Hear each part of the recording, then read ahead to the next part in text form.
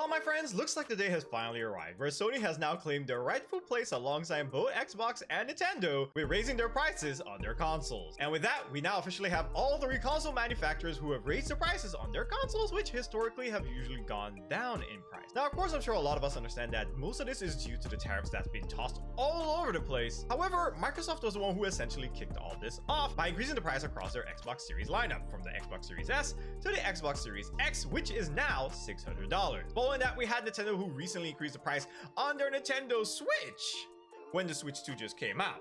Now, for Nintendo, this is a strategic move because they don't want to increase the price on the Switch 2 yet. That is a brand new console. They've barely had a chance to get it out into the market for everyone else to get. So instead of increasing the price there, they're instead opting to increase the price on the Switch and a couple of their other peripherals so they can try and stave off as long as possible for the Switch 2.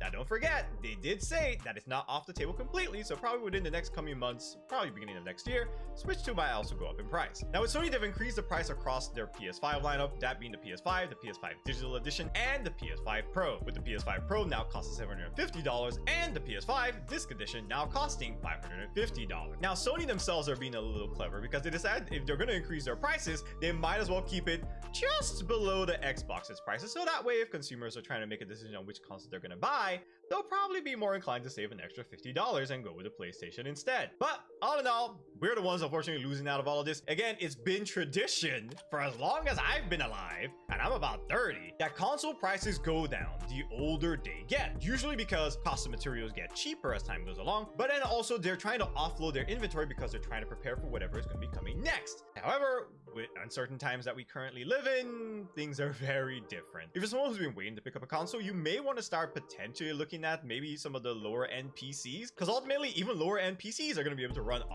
lot of the games that these consoles can run too, and at least have the benefit of being useful for a lot of different things. But that is it for this story. What are y'all's thoughts on Sony increasing the price of their console, and where do you think the future of consoles is going to be heading?